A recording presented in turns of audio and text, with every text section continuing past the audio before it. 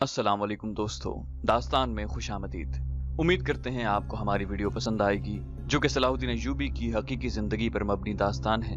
آگے بڑھنے سے پہلے آپ سے گزارش ہے کہ اگر ابھی تک آپ نے ہمارے چینل کو سبسکرائب نہیں کیا تو اسے سبسکرائب کیجئے اور بیل آئیکن پر کلک کیجئے تاکہ آپ کو تمام ویڈیوز فوراً ملتی رہیں۔ ساتھ ساتھ ویڈیو کو لائک، شیئر اور کامنٹ کر کے ہمیں بتائیے کہ آپ کو ہماری ویڈیو کیسی لگی۔ مورخین لکھتے ہیں کہ مصر سے صلاح الدین ایوبی کی غیر حاضری سے وہاں مخالفین کی زمین دوز سرگرمیاں ابھر آئیں تو صورتحال ایسی پیدا کر دی گئی جسے صرف معجزہ سنبھال سکتا تھا۔ یہ ایک سازش تھی جو فاطمی خلافت کی معزولی اور تخریب کاروں کی گرفتاری کے بعد بظاہر دب گئی تھی، لیکن راکھ میں دبی ہوئی چنگاری کی طرح دہکتی رہی تھی۔ اس کی پشت پناہی کرنے والے صلیبی تھے اور اسے عملی جامہ پہنانے والے وہ مسلمان زوما تھے جن پر سلطان ایوبی کو بھروسہ تھا۔ صلیبیوں نے یہودی لڑکیاں حاصل کر لی تھیں جو عرب اور مصر کی زبان روانی سے بولتی اور اپنے آپ کو ہر رنگ میں ڈھال سکتی تھیں۔ مصر کی انتظامیہ کے متعدد حکام اقتدار میں حصے کے یا کلی طور پر خود مختاری کے خواہش مند تھے۔ ان میں قومی وقار اور جذبہ ختم ہو چکا تھا۔ وہ حرموں کے بادشاہ تھے۔ ان لوگوں کو اعلی کار بنانے والوں میں فاطمیوں نے دانش مندی کا ثبوت دیا اور انہوں نے حسن بن صباح کے حشیشین کی خدمات بھی حاصل کر لیں۔ اس وقت کے واقع نگاروں نے، جن میں اسد الاسدی، ابن الاسیر اور ابن الجوزی خاص طور پر قابل ذکر ہیں، لکھتے ہیں کہ صلیبیوں نے سوڈانیوں کی مدد دے کر انہیں مصر پر حملے کے لیے تیار کر لیا تھا۔ مصر میں جو تھوڑی سی فوج تھی وہ بغاوت کے لیے تیار کر دی گئی تھی۔ صلاح الدین ایوبی کے حامی سخت پریشان تھے کہ وہ قبل از وقت نہ پہنچا تو مصر ہاتھ سے نکل جائے گا۔ ان واقع نگاروں اور دو اور گمنام کاتبوں کی غیر مطبوعہ تحریروں سے ایک کہانی کی کڑیاں ملتی ہیں۔ ان میں قاہرہ کے محکمہ مالیات کے ایک بڑے ناظم خضر الحیات کا ذکر ملتا ہے۔ وہ خزانے کا بھی ذمہ دار تھا۔ دوسرے علاقوں کے جزیے اور تاوان وغیرہ کی رقمیں، زکوٰۃ، سزا کے طور پر وصول ہونے والے جرمانے، عطیات اور نظامت مصر کا تمام تر حساب کتاب اور پیسہ مالیات کے محکمے میں آتا اور خرچ ہوتا تھا۔ یہ بڑا ہی اہم اور نازک محکمہ تھا۔ اس کے ناظم کا قابل اعتماد ہونا بہت ضروری تھا۔ یہ سلطان ایوبی کی خوش نصیبی تھی کہ ناظم خضر الحیات دیندار مسلمان تھا۔ ایک رات وہ باہر سے آیا، گھر میں داخل ہوا تو اندھیرے کو چیرتا ہوا ایک تیر آیا جو خضر الحیات کی پیٹھ میں اترا اور دل تک جا پہنچا۔ اس کی کربناک آواز سن کر ملازم باہر آیا، پھر گھر کے افراد باہر آئے۔ مشعل کی روشنی میں خضر کو اوندھے منہ پڑے دیکھا۔ اتفاق سے کسی نے دیکھ لیا کہ خضر کے دائیں ہاتھ کی انگلی زمین پر تھی اور مٹی پر انگلی سے اس نے کچھ لکھا تھا۔ وہ مر چکا تھا۔ زمین پر اس نے انگلی سے لکھا تھا مصلح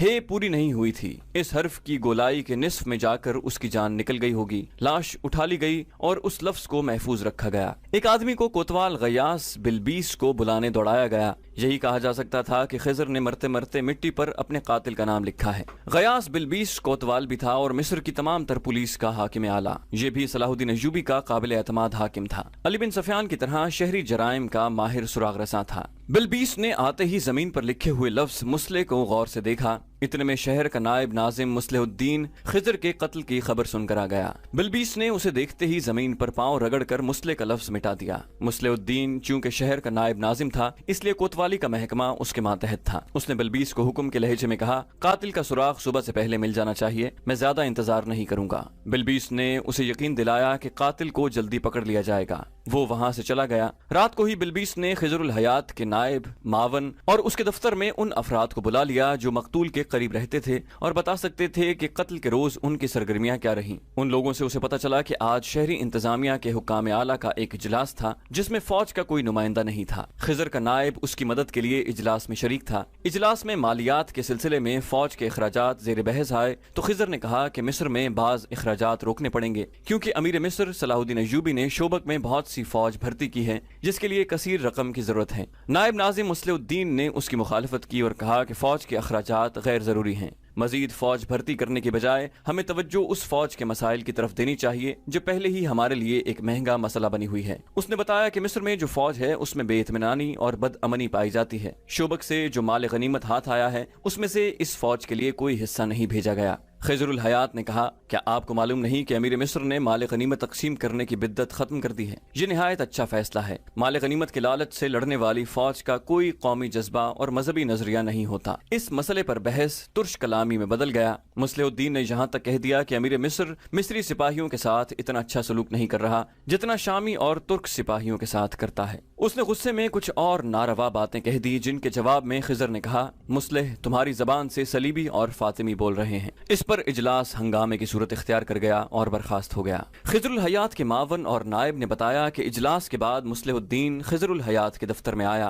वहां फिर उनमें गर्मा गर्मी हुई। मुस्लिहुद्दीन खिजर को उस पर कायल करने की कोशिश कर रहा था कि मिस्री फौज मुतमईन नहीं। उसने फिर वही बातें दोहराई जो उसने इजलास में कही थी। खिजरुल हयात ने कहा, अगर ऐसा ही है तो मैं ये मसला तुम्हारी तरफ से अमीर मिस्र के आगे रख दूंगा, लेकिन मैं ये जरूर लिखूंगा कि तुमने इजलास में तमाम शुरका को ये बावर कराने की कोशिश की थी कि अमीर मिस्र फौज में इम्तियाजी सलूक कर रहा है, और मैं ये भी लिखूंगा कि तुमने हमें ये यकीन दिलाने की भी कोशिश की कि सलाहुद्दीन अय्यूबी ने शोबक का माल गनीमत शामियों और तुर्कों में तकसीम कर दिया है, और मैं ये राय जरूर दूंगा कि तुमने जो इल्जामात आयद किए हैं उन्हें सच साबित करने की भी कोशिश की है, और फौज में जो अफवाहें दुश्मन फैला रहा है उनके मुताल्लिक तुमने कहा है कि ये अफवाहें नहीं बल्कि सच है। खिजरुल हयात के नायब ने बयान दिया कि मुस्लिहुद्दीन जब खिजर के कमरे से निकला तो उसके मुंह से ये अल्फाज सुने गए थे, अगर तुम जिंदा रहे तो सब कुछ लिख कर सलाहुद्दीन अय्यूबी के आगे रख देना। गयास बिलबीस ने फौरी तौर पर मुस्लिहुद्दीन से कुछ पूछना मुनासिब न समझा। एक तो उसकी हैसियत बहुत ऊंची थी, और दूसरे ये कि बलबीस उसके खिलाफ मजीद शहादत जमा करना चाहता था। उसे डर ये था कि अगर उसने मुस्लिहुद्दीन पर बगैर ठोस शहादत के हाथ डाला तो ये इकदाम उसके अपने लिए मुसीबत बन जाएगा। अगर सलाहुद्दीन अय्यूबी काहिरा में मौजूद होता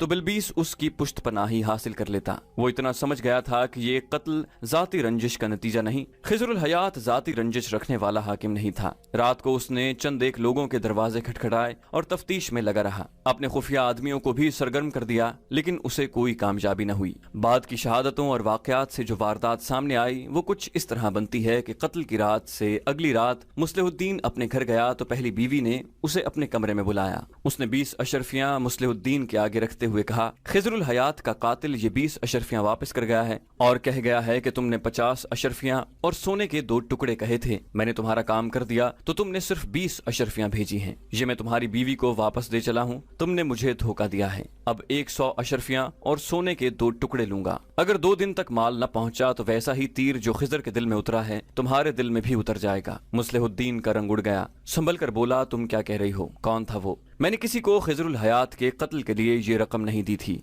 बीवी ने कहा, तुम खिजर के कातिल हो। मुझे मालूम नहीं कि कत्ल की वजह क्या है, इतना जरूर मालूम है कि तुमने उसे कत्ल करवाया है। ये मुस्लिहुद्दीन की पहली बीवी थी। उसकी उम्र ज्यादा नहीं थी, बमुश्किल 30 साल होगी। खासी खूबसूरत औरत थी। कोई 1 माह कबल वो घर में एक गैर मामूली तौर पर खूबसूरत और जवान लड़की ले आया था। एक खामत के लिए बीवियों की तादाद पर कोई पाबंदी नहीं थी। उस जमाने में ज्यादा बीवियां रखने का रिवाज था। कोई बीवी दूसरी बीवी से हसद नहीं करती थी, मगर मुस्लिहुद्दीन ने पहली बीवी को बिल्कुल नजरअंदाज कर दिया था। जब से नई बीवी आई थी उसने पहली बीवी के कमरे में जाना ही छोड़ दिया था। बीवी ने उसे कई बार बुलाया तो वो न गया। बीवी के अंदर इंतकामी जज्बा पैदा हो गया था। ये आदमी जो उसे 20 अशरफियां दे गया था गालिबन मुस्लिहुद्दीन से बड़ा ही संगीन इंतकाम लेना चाहता था। इसीलिए उसने उसकी पहली बीवी को बता दिया था कि खिजरुल हयात को मुस्लिहुद्दीन ने कत्ल करवाया है। मुस्लिहुद्दीन ने बीवी को बारोब लहजे में कहा, तुम अपनी जबान बंद रखना, ये मेरे किसी दुश्मन की चाल है। वो मेरे और तुम्हारे दरमियान दुश्मनी पैदा करना चाहता है। बीवी ने कहा, तुम्हारे दिल में मेरी दुश्मनी के सिवा और रहा ही क्या है? मुस्लिहुद्दीन ने कहा, मेरे दिल में तुम्हारी पहले रोज वाली मोहब्बत है। क्या तुम उस आदमी को पहचानती हो? बीवी ने कहा, उसने चेहरे पर नकाब डाल रखा था, मगर तुम्हारा नकाब उतर गया है। मैंने तुम्हें पहचान लिया है। मुस्लिहुद्दीन ने कुछ कहने की कोशिश की, मगर बीवी ने उसे बोलने न दिया। उसने कहा, मुझे शक है तुमने बैतुल माल की रकम हजम की है जिसका इल्म खिजरुल हयात को हो गया था। तुमने किराए के कातिल से उसे रास्ते से हटा दिया है। मुझ पर झूठे इल्जाम आयद न करो। मुस्लिहुद्दीन ने कहा, मुझे रकम हजम करने की क्या जरूरत है? बीवी ने जलकर कहा, तुम्हें नहीं, उस फिरंगन को रकम की जरूरत है जिसे तुमने निकाह के बगैर घर में रखा हुआ है। तुम्हें शराब के लिए रकम की जरूरत है। अगर ये इल्जाम झूठा है तो बताओ कि ये 4 घोड़ों की बग्गी कहाँ से आई है? घर में आए दिन नाचने वालियां जो आती हैं वो क्या मुफ्त आती हैं? शराब की जो दावतें दी जाती हैं उनके लिए रकम कहाँ से आती है? मुस्लिहुद्दीन ने गुस्से और प्यार के मिले जुले लहजे में कहा, खुदा के लिए चुप हो जाओ। मुझे मालूम कर लेने दो कि वो आदमी कौन था जो ये खतरनाक चाल चल गया है। असल हकीकत तुम्हारे सामने आ जाएगी। बीवी ने कहा, मैं अब चुप नहीं रह सकूंगी। तुमने मेरा सीना इंतकाम से भर दिया है। मैं सारे मिस्र को बताऊंगी कि मेरा खावंद कातिल है, एक मोमिन का कातिल है। तुम मेरी मोहब्बत के कातिल हो। मैं इस कत्ल का इंतकाम लूंगी। मुस्लिहुद्दीन मिन्नत समाजत करके उसे चुप कराने लगा और उसे कायल कर लिया कि वो सिर्फ 2 रोज चुप रहे ताकि वो उस आदमी को तलाश करके साबित कर सके कि वो कातिल नहीं है। उसने बीवी को ये भी बताया कि गयास बिलबीस ने चंद एक मुश्तबा अफराद पकड़ लिए हैं और कातिल बहुत जल्दी पकड़ा जाएगा। रात गुजर गई। अगला दिन भी गुजर गया। मुस्लिह उद्दीन घर से गायब रहा। उसकी दूसरी बीवी यादाश्ता भी कहीं नजर न आई। शाम के बाद मुस्लिह उद्दीन घर आया और पहली बीवी के कमरे में चला गया। उसके साथ प्यार और मोहब्बत की बातें करता रहा। बीवी उसके फरेब में नहीं आना चाहती थी, मगर प्यार के धोखे में आ गई। मुस्लिह उद्दीन ने उसे कहा कि वो उस आदमी को ढूंढ रहा है जो 20 अशरफियां दे गया था। कुछ देर बाद बीवी सो गई। उस रात मुस्लिह उद्दीन ने मुलाजिमों को छुट्टी दे दी थी। घर में ऐसी खामोशी थी जो पहले कभी नहीं हुई थी। मुस्लिह उद्दीन बहुत देर तक सोई हुई बीवी के कमरे में रहा, फिर उठकर कमरे से निकल गया। आधी रात का अमल होगा। एक आदमी उसके घर के बाहर वाली दीवार के साथ बैठा, एक और आदमी उसके कंधों पर चढ़ गया। तीसरा आदमी उन दोनों को सीढ़ियां बनाकर ऊपर गया और दीवार से लटक कर अंदर की तरफ कूद गया। उसने अंदर से बड़ा दरवाजा खोल दिया। उसके दोनों साथी अंदर आ गए। उस घर में रखवाली वाला कुत्ता हर रात खुला रहता था। उस रात वो भी डरबे में बंद था। शायद मुलाजिम जाते हुए भूल गए थे कि उसे खुला रखना है। तीनों आदमी बरामदे में चले गए। अंधेरा गहरा था। वो दबे पांव चले गए। घुप अंधेरे में एक दूसरे के पीछे चलते एक ने उस कमरे के दरवाजे पर जा हाथ रखा जिसमें मुस्लिह उद्दीन की पहली बीवी, जिसे वो फातिमा के नाम से बुलाया करता था, सोई हुई थी। किवाड़ खुल गया। कमरा तारीक था। तीनों आदमी अंदर गए और अंधेरे में टटोलते हुए फातिमा के पलंग तक पहुंच गए। एक आदमी का हाथ फातिमा के मुंह पर लगा तो उसकी आंख खुल गई। वो समझी कि मुस्लिह उद्दीन का हाथ है। उसने हाथ पकड़ लिया और पूछा, कहाँ जा रहे हैं आप? उसके जवाब में एक आदमी ने उसके मुंह पर कपड़ा रखकर उसका कुछ हिस्सा उसके मुंह में ठूस दिया। फौरन बाद तीनों ने उसे बाजुओं में जकड़ लिया। एक ने मुंह पर एक और कपड़ा कसकर बांध दिया। एक ने एक बोरी का थैला खोला। दूसरे दो आदमियों ने फातिमा को दोहरा करके रस्सियों से उसके हाथ पांव बांधे और उसे थैले में डालकर थैले का मुंह बंद कर दिया। उन्होंने थैला उठाया और बाहर निकल गए। बड़े दरवाजे से भी निकल गए। घर में कोई मर्द मुलाजिम न था। खादमाएं भी उस रात छुट्टी पर थीं। थोड़ी दूर एक दरख्त के साथ 3 घोड़े बंधे हुए थे। तीनों आदमी घोड़ों पर सवार हुए। एक ने थैला अपने आगे रख लिया। तीनों घोड़े काहिरा से निकल गए और सिकंदरिया का रुख कर लिया। सुबह मुलाजिम आए। मुस्लिह उद्दीन ने फातिमा के मुतालिक पूछा। 2 खादमाओं ने उसे तलाश करके बताया कि वो घर में नहीं है। बहुत देर तक जब उसका कोई सुराग न मिला तो मुस्लिह उद्दीन एक खादिमा को अलग ले गया। बहुत देर तक उसके साथ बातें करता रहा। फिर उसे साथ लिए गयास बिलबीस के पास गया। उसे कहा कि उसकी बीवी लापता हो गई है। उसने इस शक का इजहार किया कि खिजरुल हयात को फातिमा ने कत्ल कराया है और खिजर ने मरते मरते उंगली से मुस्लिह जो लिखा था वो दरअसल मुस्लिह की बीवी लिखना चाहता था, लेकिन मौत ने तहरीर पूरी न होने दी। इसके सबूत में उसने अपनी खादिमा से कहा कि वो बिलबीस को उस आदमी के मुतालिक बताए। खादिमा ने बयान दिया कि परसों शाम एक अजनबी आया जिसके चेहरे पर नकाब था। उस वक्त मुस्लिह उद्दीन घर पर नहीं था। उस आदमी ने दरवाजे पर दस्तक दी तो ये खादिमा बाहर गई। अजनबी ने कहा कि वो फातिमा से मिलना चाहता है। खादिमा ने कहा कि घर में कोई मर्द नहीं, इसलिए वो फातिमा से नहीं मिल सकता। उसने कहा कि फातिमा से ये कह दो कि वो अशरफियां वापस करने आया है। कहता है कि मैं पूरी रकम लूंगा। खादिमा ने फातिमा को जाकर बताया तो उसने उस आदमी को अंदर बुला लिया। खादिमा ने बयान किया कि फातिमा ने उसे बरामदे में खड़ा रहने को कहा और ये हिदायत दी कि कोई आ जाए तो मैं उसे खबर कर दूं। खादिमा कमरे के दरवाजे के साथ खड़ी रही। अंदर की बातें जो उसे सुनाई दी उनमें उस आदमी का गुस्सा और फातिमा की मिन्नत समाजत थी। इन बातों से साफ पता चलता था कि फातिमा ने उस आदमी से कहा था कि अली बिन सफियान के नायब हसन बिन अब्दुल्लाह को कत्ल करना है, जिसके इवज वो उसे 50 अशरफियां और 2 टुकड़े सोना देगी। खादिमा को ये मालूम न हो सका कि फातिमा ने उस आदमी को 20 अशरफियां किस वक्त और कहां भेजी थी और कौन ले गया था। वो पूरी 50 अशरफियां मांग रहा था। फातिमा उसे कह रही थी कि उसने गलत आदमी को कत्ल किया है। ये नकाब पोश अजनबी कह रहा था कि तुमने यकीन के साथ बताया था कि हसन बिन अब्दुल्ला फुला वक्त हिजरुल हयात के घर जाएगा। वो घात में बैठ गया। उसने एक आदमी को खिजर के घर के दरवाजे के करीब जाते देखा। उसका कद बुत हसन बिन अब्दुल्लाह की तरह था। कत्ल करते वक्त इतनी मोहलत नहीं मिलती कि शिकार को अच्छी तरह देखकर यकीन कर लिया जाए। तुमने जो वक्त बताया था ये वही वक्त था। मैंने तीर चला दिया और वहां से भागने की। वो फातिमा से 50 अशरफियां मांग रहा था। फातिमा ने पहले तो मिन्नत समाजत की, फिर वो भी गुस्से में आ गई और कहा कि असल आदमी को कत्ल करोगे तो इन 20 अशरफियों के अलावा 50 अशरफियां और सोने के 2 टुकड़े दूंगी। उस आदमी ने कहा कि मैंने काम कर दिया है, उसकी पूरी उजरत लूंगा। फातिमा ने इनकार कर दिया। वो आदमी बड़े गुस्से में ये कहकर चला गया कि मैं पूरी उजरत वसूल करूंगा। फातिमा ने खादिमा को सख्ती से कहा कि वो उस आदमी के मुताल्लिक किसी से जिक्र न करे। उसने खादिमा को 2 अशरफी इनाम दिया। आज सुबह वो उसके कमरे में गई तो फातिमा वहां नहीं थी। उसे शक है कि उस आदमी ने इंतकामन उसे अगवा किया है। गयास बिलबीस ने कुछ सोचकर मुस्लिह उद्दीन को बाहर भेज दिया और खादिमा से पूछा, ये बयान तुम्हें किसने पढ़ाया है, फातिमा ने या मुस्लिह उद्दीन ने? उसने कहा कि फातिमा तो यहाँ नहीं है, ये मेरा अपना बयान है। बलबीस ने कहा, सच बता दो, फातिमा कहाँ है, वो किसके साथ गई है? खादिमा घबराने लगी, कोई तसल्ली बख्श जवाब न दे सकी। बलबीस ने कहा कि कोतवाली के तहखाने में जाना चाहती हो, अब तुम वापस नहीं जा सकोगी। वो गरीब औरत थी, उसे मालूम था कि कोतवाली के तहखाने में जाकर सच और झूठ अलग अलग हो जाते हैं और इससे पहले जिस्म के जोड़ भी अलग हो जाते हैं। वो रो पड़ी और बोली, सच कहती हूँ तो आका सजा देता है, झूठ बोलती हूँ तो आप सजा देते हैं। बलबीस ने उसकी हौसला अफजाई की और उसे तहफ्फुज का यकीन दिलाया। खादिमा ने कहा, मैंने कत्ल के दूसरे रोज सिर्फ इतना देखा था कि एक नकाब पोश आया था। आका मुस्लिहुद्दीन घर पर नहीं थे।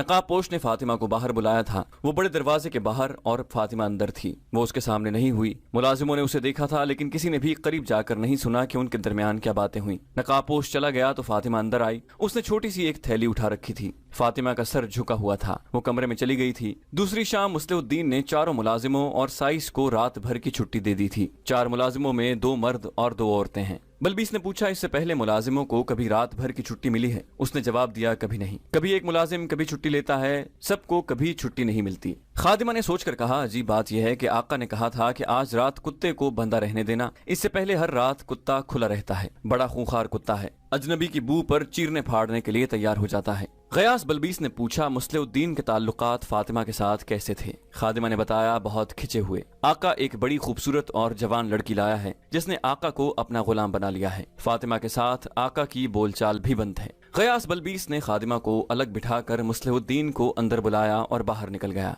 वापस आया तो उसके साथ 2 सिपाही थे। उन्होंने मुस्लिहुद्दीन को दाएं और बाएं बाजू से पकड़ लिया और बाहर ले जाने लगे। मुस्लिहुद्दीन ने बड़ा एहतजाज किया। बलबीस ये हुक्म देकर बाहर निकल गया कि इसे कैद में डाल दो। उसने दूसरा हुक्म ये दिया कि मुस्लिहुद्दीन के घर पर पहरा खड़ा कर दो, किसी को बाहर न जाने दो। उस वक्त फातिमा काहिरा से बहुत दूर शुमाल की तरफ एक ऐसी जगह पहुंच चुकी थी जहां इर्द गिर्द ऊंचे टीले, सब्जा और पानी भी था। ये जगह आम रहगुजर से हटी हुई थी। वहां वो सूरज निकलने के वक्त पहुंची थी। घोड़े रुक गए। उसे थैले में से निकाला गया।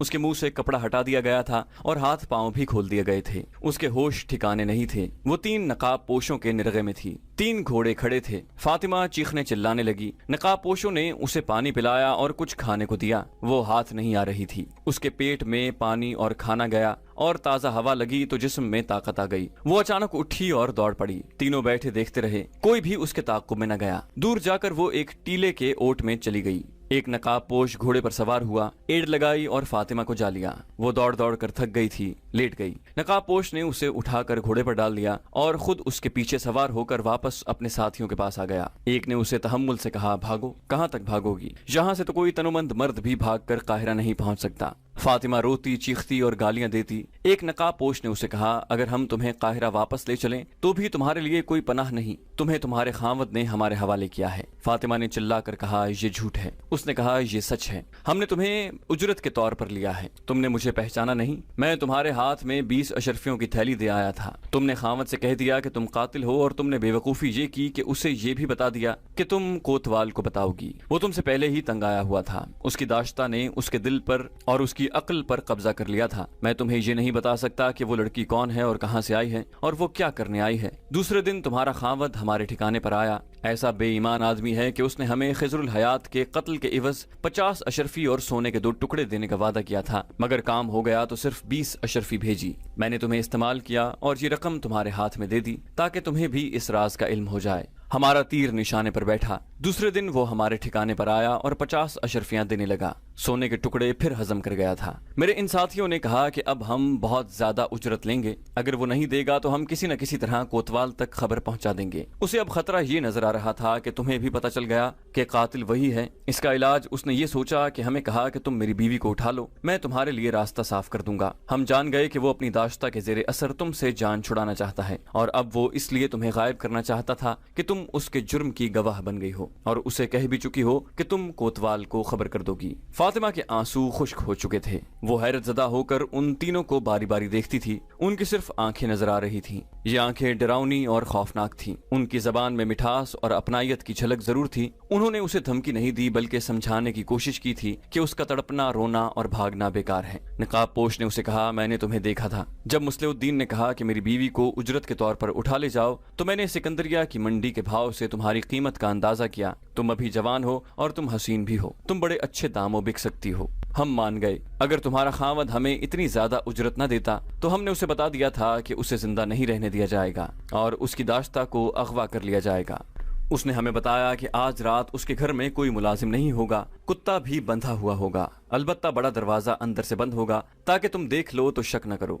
हम तीनों ने एक दूसरे के ऊपर खड़े होकर तुम्हारे घर की दीवार फैलांगी। हमने हाथों में खंजर ले रखे थे और हम संभल संभल कर चल रहे थे, क्योंकि हमें तुम्हारे खामद पर भरोसा नहीं था। वो हमें मरवा सकता था, लेकिन ऐसा न हुआ। हमारे लिए रास्ता वाकई साफ था। हमने तुम्हें उठाया और ले आए। दूसरे ने कहा, इसने तुम्हें ये कहानी इसलिए सुनाई है कि तुम अपने खामद के घर को दिल से निकाल दो। हम तुम्हें ये भी बता देते हैं कि हम 3 आदमी अकेली औरत की मजबूरी से फायदा नहीं उठाएंगे। हम व्यापारी हैं। किराए के कत्ल और अगवा हमारा पेशा है। हम तुम्हारे जिस्म के साथ खेल कर खुश होने वाले नहीं। 3 मर्द एक औरत को अगवा और मजबूर करके तफरी करें तो ये कोई फख्र वाली बात नहीं। फातिमा ने बेबसी के लहजे में पूछा, तुम मुझे सिकंदर के बाजार में बेचोगे? मेरी किस्मत में अब इस्मत फरोशी लिखी है। एक नकाबपोश ने जवाब दिया, नहीं, इस्मत फरोशी के लिए जंगली और सहराई लड़कियां खरीदी जाती हैं। तुम हरम की चीज हो, किसी बाइज्जत अमीर के पास जाओगी। हमें भी तो अच्छी कीमत चाहिए। हम तुम्हें मिट्टी में नहीं फेंकेंगे। तुम अब रोना और गम करना छोड़ दो, ताकि तुम्हारे चेहरे की दिलकशी और रौनक कायम रहे, वरना तुम इस्मत फरोशी के काबिल रह जाओगी। अब थोड़ी देर के लिए सो जाओ।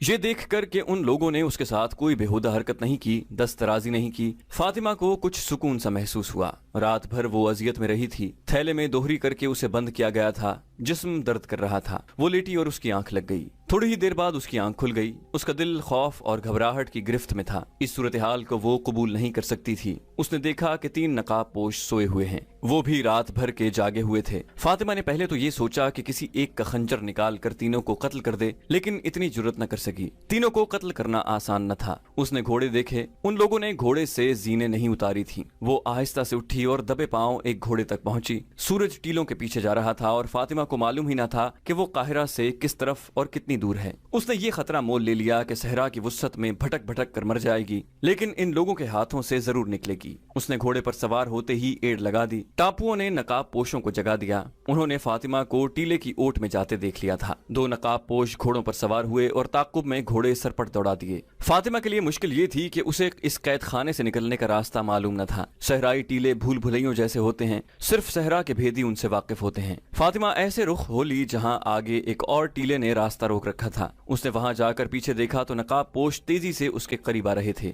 उसने घोड़े को टीले पर चढ़ा दिया और एड़ मारती गई। घोड़ा अच्छा था, ऊपर जाकर परे उतर गया। वो एक तरफ को घोड़ा मोड़ कर ले गई। आगे रास्ता मिल गया। नकाबपोश भी पहुंच गए। फासला कम हो रहा था। फातिमा को अपनी आंखों पर यकीन न आया जब उसने अपने सामने समंदर की तरह खुला हुआ सहरा और 4 शुतर सवार अपनी समताते देखे। उसने चिल्लाना शुरू कर दिया, बचाओ बचाओ। उसके पीछे दोनों नकाबपोशों के घोड़े बाहर आए। शुतर सवारों को देखकर उन्होंने घोड़ों की बागें खींची और घोड़े मोड़े भी। शुतर सवारों ने ऊंट दौड़ा दिए। एक ने कमान में तीर रख कर छोड़ा तो तीर एक घोड़े की गर्दन में उतर गया। घोड़ा दर्द से तड़पा, उछला और बेकाबू हो गया। सवार कूद गया। शुतर सवार ने उन्हें ललकारा तो दूसरे ने घोड़ा रोक लिया। उन्हें मालूम था कि वो 4 शुतर सवार तीरंदाजों की जद में हैं। फातिमा ने बताया कि उनका एक साथी अंदर है। इन दोनों को पकड़ लिया गया। ये चारों सुल्तान अयूबी की फौज के गश्ती दस्ते के सिपाही थे। सुल्तान अयूबी ने सारे सहरा में गश्ती पहरे का इंतजाम कर रखा था, ताकि अचानक हमले का खतरा न रहे और सलीबी तखरीबकार मिस्र में दाखिल न हो सकें। इन गश्ती दस्तों का बहुत फायदा था। इन्होंने कई मुश्तबा लोग पकड़े थे।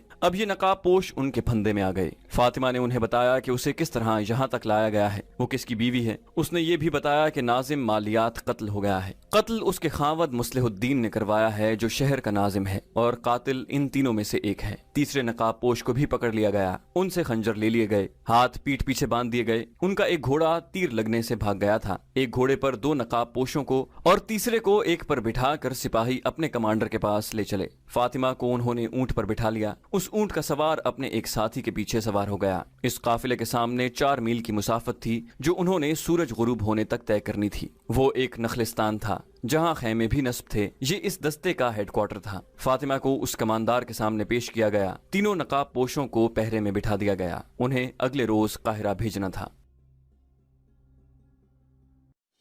चैनल को सब्सक्राइब कीजिए और बेल आइकन पर क्लिक कीजिए ताकि आपको तमाम वीडियोस फौरन मिलती रहें।